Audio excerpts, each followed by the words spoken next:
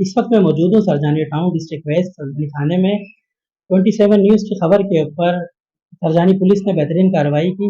शुएब और मुश्की जो है उसको गिरफ्तार किया।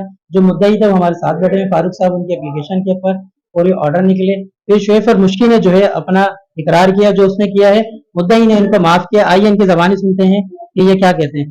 जी, मैं इसको माफ करता हूँ इस चीज़ पे, या जो इसने चीज़ें चोरी करी अपनी गलती मानी है और आइंदा के लिए परेशान नहीं करेगा, ये कोई धमकी नहीं देगा।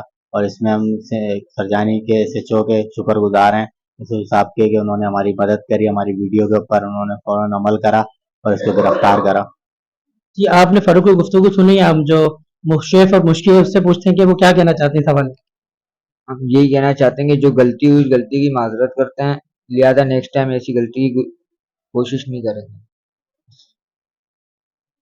इसके जो गवाह हैं, एक ये सद्दीक साहब हैं, ये फारूक साहब हैं, इस टाइम सरजानी थाने में। जैसा कि आपने इन दोनों की गुफ्तगू सुनी है कि शुएब और मुश्की का कहना ये है कि आइंदा मैं नहीं करूंगा, अपना उसने जुर्म कबूल करा और इन्होंने इनको माफ कर दिया। कैमरामैन आलम के साथ अदनान गोरी, 27 न्यूज़, कराची।